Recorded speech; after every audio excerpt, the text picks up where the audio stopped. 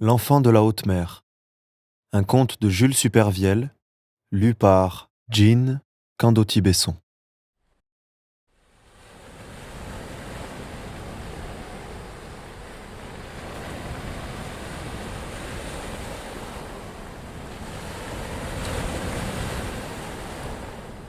Comment s'était formée cette rue flottante?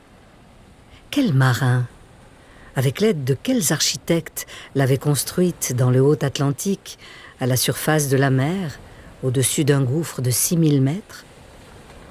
Cette longue rue aux maisons de briques rouges, si décolorées qu'elles prenaient une teinte gris de France, ces toits d'ardoise, de tuiles, ces humbles boutiques, immuables, et ce clocher très ajouré, et ceci, qui ne contenait que de l'eau marine et voulait sans doute être un jardin clos de murs, garni de tessons de bouteilles, par-dessus lesquels sautait parfois un poisson. Comment cela tenait-il debout, sans même être ballotté par les vagues? Et cet enfant, de 12 ans, si seul, qui passait en sabots d'un pas sûr dans la rue liquide, comme si elle marchait sur la terre ferme. Comment se faisait-il? Nous dirons les choses au fur et à mesure que nous les verrons et que nous saurons. Et ce qui doit rester obscur le sera malgré nous. À l'approche d'un navire, avant même qu'il fût perceptible à l'horizon, l'enfant était prise d'un grand sommeil, et le village disparaissait complètement sous les flots. Et c'est ainsi que nul marin, même au bout d'une longue vue, n'avait jamais aperçu le village, ni même soupçonné son existence. L'enfant se croyait la seule petite fille au monde. Savait-elle seulement qu'elle était une petite fille? Elle n'était pas très jolie, à cause de ses dents un peu écartées, de son nez un peu trop retroussé.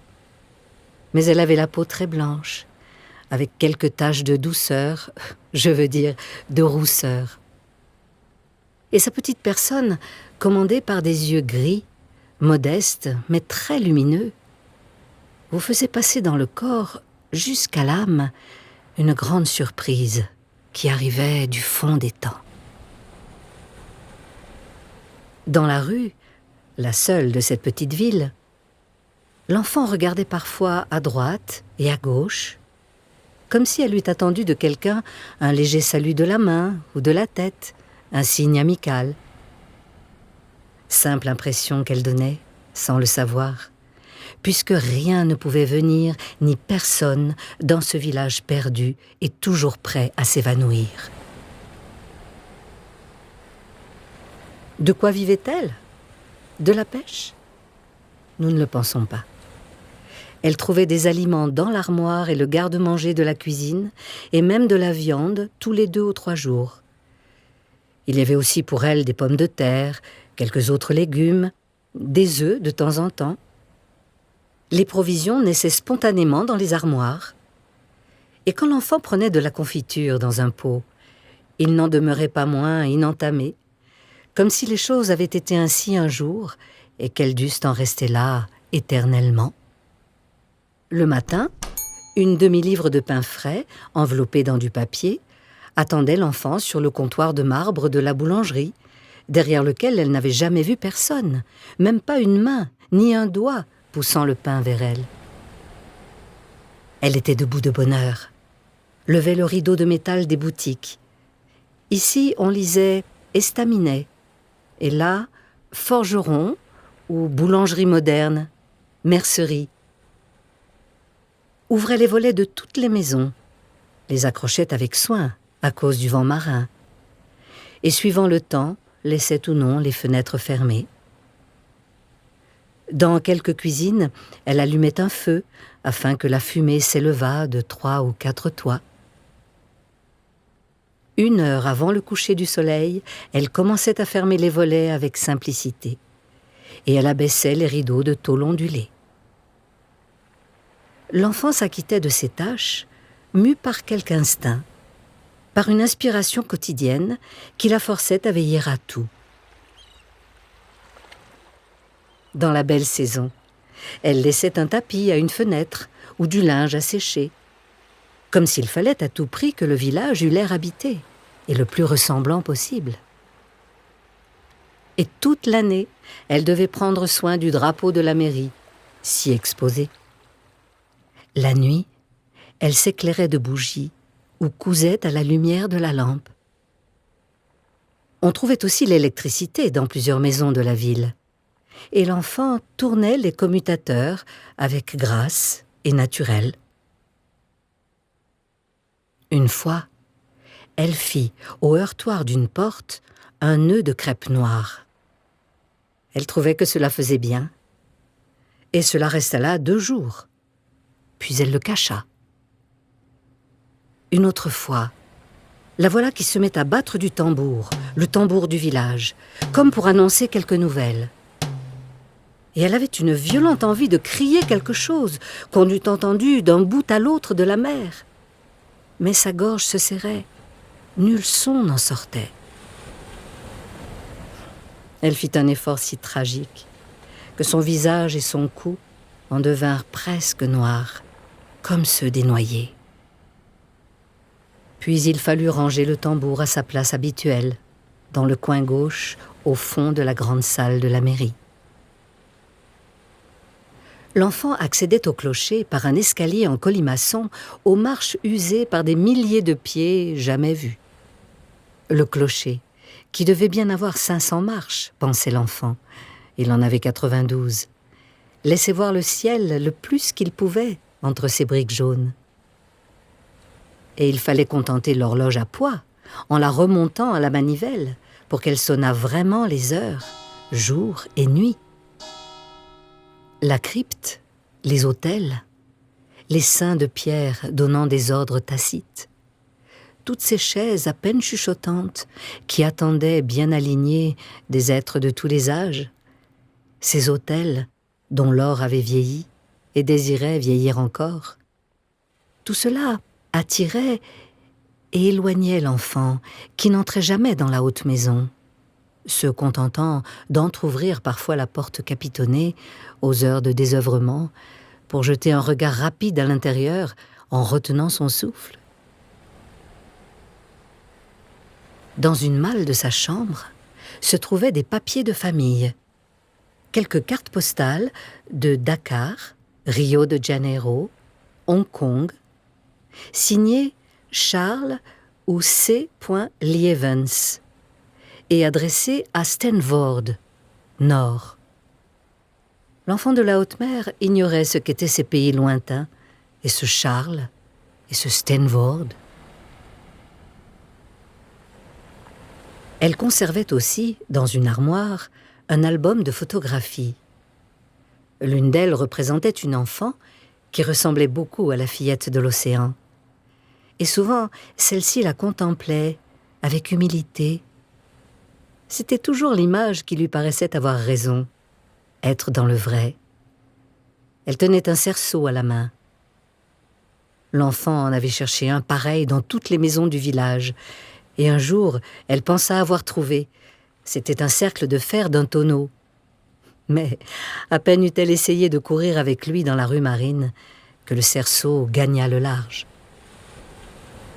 Dans une autre photographie, la petite fille se montrait entre un homme, revêtu d'un costume de matelot, et d'une femme, osseuse et endimanchée. L'enfant de la haute mer, qui n'avait jamais vu d'homme ni de femme, s'était longtemps demandé ce que voulaient ces gens. Et même au plus fort de la nuit, quand la lucidité vous arrive parfois tout d'un coup, avec la violence de la foudre. Tous les matins, elle allait à l'école communale, avec un grand cartable enfermant des cahiers, une grammaire, une arithmétique, une histoire de France, une géographie. Elle avait aussi de Gaston Bonnier, membre de l'Institut, professeur à la Sorbonne, et Georges de Lyons, lauréat de l'Académie des sciences, une petite flore contenant les plantes les plus communes, ainsi que les plantes utiles et nuisibles, avec 898 figures. Elle lisait la préface. Pendant toute la belle saison, Rien n'est plus aisé que de se procurer en grande quantité les plantes des champs et des bois. Et l'histoire, la géographie, les pays, les grands hommes, les montagnes, les fleuves et les frontières. Comment s'expliquer tout cela pour qui n'a que la rue vide d'une petite ville au plus solitaire de l'océan? Mais l'océan même, celui qu'elle voyait sur les cartes, elle ne savait pas se trouver dessus. Bien qu'elle l'eût pensé un jour, une seconde. Mais elle avait chassé l'idée comme folle et dangereuse. Par moments, elle écoutait avec une soumission absolue, écrivait quelques mots, écoutait encore, se remettait à écrire, comme sous la dictée d'une invisible maîtresse. Puis l'enfant ouvrait une grammaire et restait longuement penché, retenant son souffle sur la page 60 et l'exercice 168 qu'elle affectionnait. La grammaire semblait y prendre la parole pour s'adresser directement à la fillette de la haute mer. Remplacer les tirets par le pronom interrogatif convenable avec ou sans préposition. Qui êtes-vous? À quoi pensez-vous? À qui parlez-vous? Que voulez-vous? À qui faut-il s'adresser? Que se passe-t-il? Qui accuse-t-on? De quoi êtes-vous capable? De quoi êtes-vous coupable?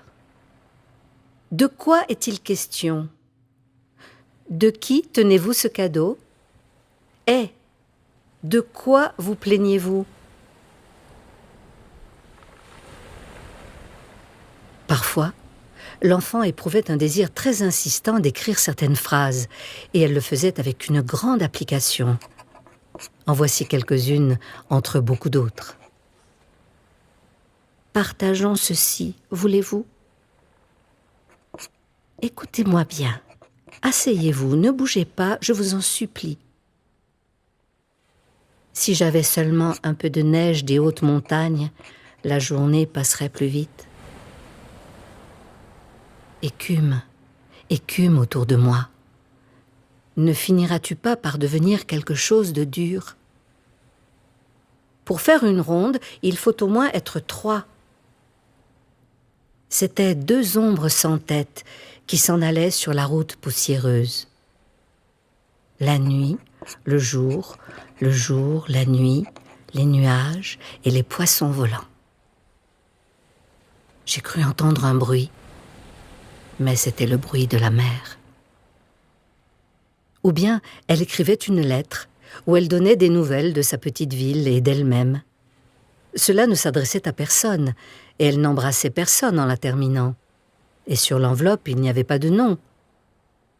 Et la lettre finie, elle la jetait à la mer, non pour s'en débarrasser, mais parce que cela devait être ainsi. Et peut-être à la façon des navigateurs en perdition qui livrent au flot leur dernier message dans une bouteille désespérée. Le temps ne passait pas sur la ville flottante. L'enfant avait toujours 12 ans, et c'est en vain qu'elle bombait son petit torse devant l'armoire à glace de sa chambre. Un jour, lasse de ressembler avec ses nattes et son front très dégagé à la photographie qu'elle gardait dans son album, elle s'irrita contre elle-même et son portrait, et répandit violemment ses cheveux sur ses épaules, espérant que son âge en serait bouleversé. Peut-être même la mer, tout autour, en subirait-elle quelque changement, et verrait-elle en sortir de grandes chèvres à la barbe écumante qui s'approcheraient pour voir. Mais l'océan demeurait vide, et elle ne recevait d'autres visites que celles des étoiles filantes. Un autre jour, il y eut comme une distraction du destin, une fêlure dans sa volonté. Un vrai petit cargo, tout fumant, têtu comme un bulldog et tenant bien la mer, quoiqu'il fût peu chargé. Une belle bande rouge éclatait au soleil sous la ligne de flottaison. Un cargo passa dans la rue marine du village sans que les maisons disparussent sous les flots, ni que la fillette fût prise de sommeil. Il était midi juste. Le cargo fit entendre sa sirène, mais cette voix ne se mêla pas à celle du clocher. Chacune gardait son indépendance. L'enfant, percevant pour la première fois un bruit qui lui venait des hommes, se précipita à la fenêtre et cria de toutes ses forces « Au secours !» Et elle lança son tablier d'écolière dans la direction du navire. L'homme de bar ne tourna même pas la tête. Et un matelot, qui faisait sortir de la fumée de sa bouche, passa sur le pont comme si de rien n'était. Les autres continuèrent de laver leur linge, tandis que de chaque côté de l'étrave, des dauphins s'écartaient pour céder la place au cargo qui se hâtait. La fillette descendit très vite dans la rue, se coucha sur les traces du navire et embrassa si longuement son sillage que celui-ci n'était plus, quand elle se releva, qu'un bout de mer sans mémoire et vierge. En rentrant à la maison, l'enfant fut stupéfaite d'avoir crié « Au secours !» Elle comprit alors seulement le sens profond de ces mots, et ce sens l'effraya. Les hommes n'entendaient-ils pas sa voix? Ou étaient-ils sourds et aveugles, ces marins? Ou plus cruels que les profondeurs de la mer? Alors, une vague vint la chercher, qui s'était toujours tenue à quelque distance du village, dans une visible réserve. C'était une vague énorme et qui se répandait beaucoup plus loin que les autres de chaque côté d'elle-même. Dans le haut, elle portait 2 yeux d'écume parfaitement imités. On eût dit qu'elle comprenait certaines choses et ne les approuvait pas toutes. Bien qu'elle se formât et se défît des centaines de fois par jour, jamais elle n'oubliait de se munir à la même place de ces 2 yeux bien constitués. Parfois, quand quelque chose l'intéressait, on pouvait la surprendre qui restait près d'1 minute la crête en l'air, oubliant sa qualité de vague, et qu'il lui fallait se recommencer toutes les 7 secondes. Il y avait longtemps que cette vague aurait voulu faire quelque chose pour l'enfant, mais elle ne savait pas quoi. Elle vit s'éloigner le cargo et comprit l'angoisse de celle qui restait. N'y tenant plus, elle l'emmena non loin de là, sans mot dire et comme par la main. Après s'être agenouillée devant elle à la manière des vagues et avec le plus grand respect, elle l'enroula au fond d'elle-même, la garda un très long moment en tâchant de la confisquer avec la collaboration de la mort. Et la fillette s'empêchait de respirer pour seconder la vague dans son grave projet. N'arrivant pas à ses fins, elle la lança en l'air, jusqu'à ce que l'enfant ne fût pas plus grosse qu'une hirondelle marine, la prit et la reprit comme une balle, et elle retombait parmi des flocons aussi gros que des œufs d'autruche. Enfin, voyant que rien n'y faisait, qu'elle ne parviendrait pas à lui donner la mort, la vague ramena l'enfant chez elle, dans un immense murmure de larmes et d'excuses. Et la fillette, qui n'avait pas une égratignure, dut recommencer d'ouvrir et de fermer les volets sans espoir, et de disparaître momentanément dans la mer dès que le mât d'un navire pointait à l'horizon. Marins, qui rêvez en haute mer, les coudes appuyés sur la lisse, craignez de penser longtemps dans le noir de la nuit à un visage aimé. Vous risqueriez de donner naissance, dans des lieux essentiellement désertiques, à un être doué de toute la sensibilité humaine, et qui ne peut pas vivre, ni mourir, ni aimer, et souffre pourtant comme s'il vivait, aimait, et se trouvait toujours sur le point de mourir. Un être infiniment déshérité dans les solitudes aquatiques, comme cet enfant de l'océan, né un jour du cerveau de Charles Lievens, de Steenvoorde, matelot de pont du 4 mâts le Hardy, qui avait perdu sa fille, âgée de 12 ans, pendant un de ses voyages. Et une nuit, par 55 degrés de latitude nord et 35 de longitude ouest, pensa longuement à elle, avec une force terrible, pour le plus grand malheur de cet enfant.